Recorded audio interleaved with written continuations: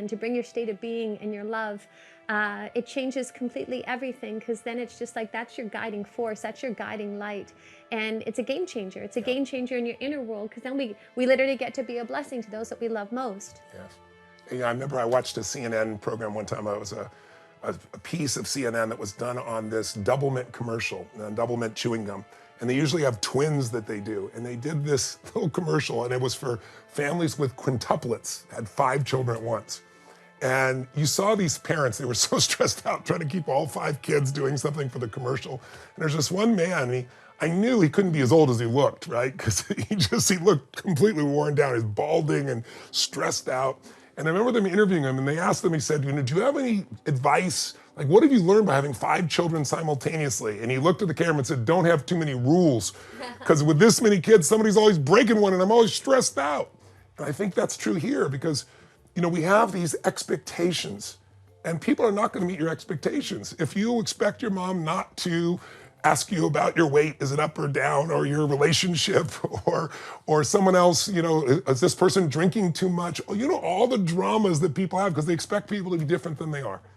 Instead of, it's like, you got to ask yourself, do you want to be right, or do you want to be in love? And do you want to be right, or do you want to have a beautiful holiday?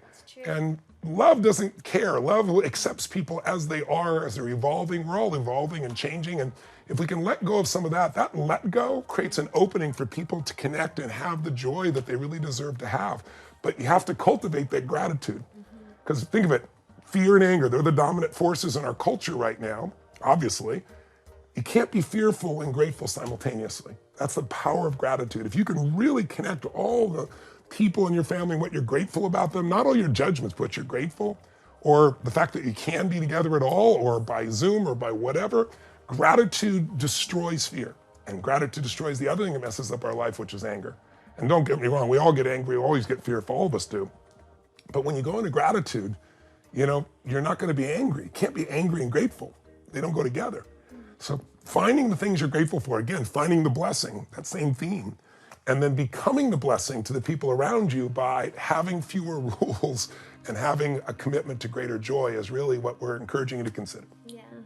As I mentioned, my family, my mom and dad always had, they're in AA. And so anybody that didn't have a home to go to, my mom was always like, come on over to our house.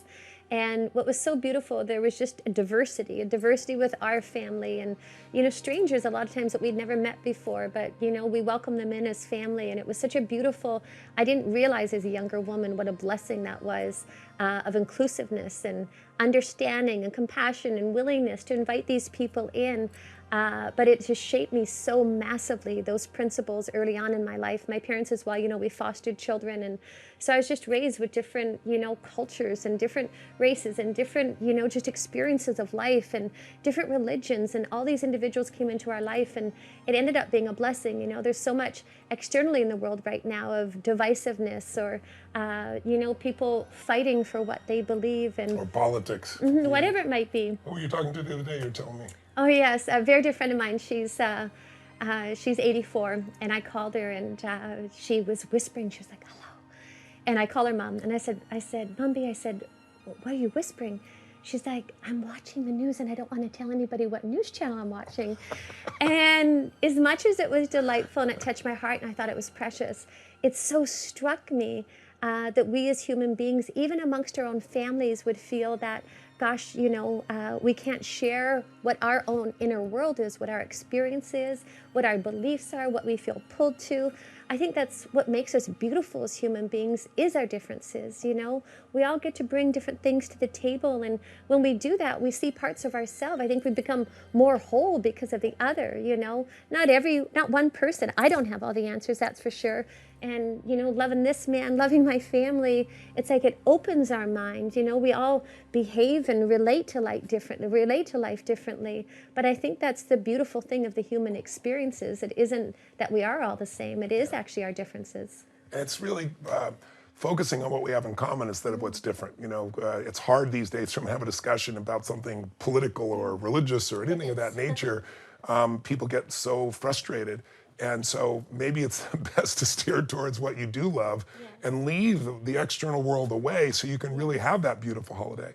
Let me offer you just real quick a little tool that I created for myself years ago, and I've helped so many people with it. I call it, it's kind of a funny name, it's called a quality quantifier, and here's what it's based on. Most people never decide in advance what kind of experience they're gonna have before they engage in something. If you're gonna go for a run, if you're gonna go visit with your family, if you're gonna go to a business meeting, if you're gonna visit with your brother or your sister, whatever the case may be, I decided early on that instead of just letting life show up, life is still gonna show up, but wouldn't it be nice to decide how you want it to be instead of just hoping things work out?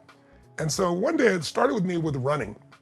I was running all the time, and I was actually flying to Hawaii, and I got to get myself on the time zone, so I got to go on a run, and I didn't feel like running. I was all stressed out, so I stopped for a second. I thought, you know, I've been running so hard for so long. How can I enjoy this run? Like really enjoy, like be euphoric in this run. Well, first of all, when I think about the run, where would I put it? That was my first step, 0 to 10. I feel like if it was a -10 to a +10, it feels like a -1 right now to go on a run. I'm exhausted, I'm beat up, but I know I got to do it. Instead of having to do it, what if I decided the experience is going to have in advance and then made it happen? And I want a great experience. I want a beautiful experience. I want an enjoyable experience. I want a euphoric experience. And so I said, you know, most people don't decide in advance the quality experience they're going to have, and they don't quantify it. That's why it's called quality quantifier. And I said, okay, I want to have an experience of running at least at a 9 on a 0 to 10, maybe a 10. And right then it was, you know, maybe a 2 or a -2. I'm not sure which it really was at the time. And so I said, okay, right now when I think about it, it's a 2. I want it to be a 9.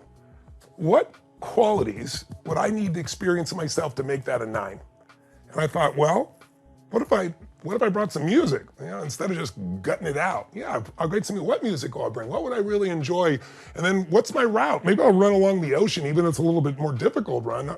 I'll enjoy it more. And then I was like, well, what if I take a friend with me? And then I got excited about it. And I thought, what if we ran? I told him, I said, what would make it a really cool run for you? He goes, well, sometimes you and I don't run with you because you go blasting ahead. I get really intense and just go. And he goes, I want to stay at a normal tempo. I said, well, what if we went at the same tempo for the first 35 minutes, and that last, let's say 2 minutes, 3 minutes, we run as hard as we can, we're competitive as hell, and we feel our bodies fully alive. He goes, turn the music up during that time then, right? And so we put this little list together. I did it for myself, he did it for him. Like, what would make this a 9? And at the end of it, I did everything I planned out. I also had to decide to change my belief that this isn't just about I have to do it, it's I get to do it. You know, so many times I have to, and we tell ourselves that, and then it becomes stressful. It's like, no, I get to go on a run.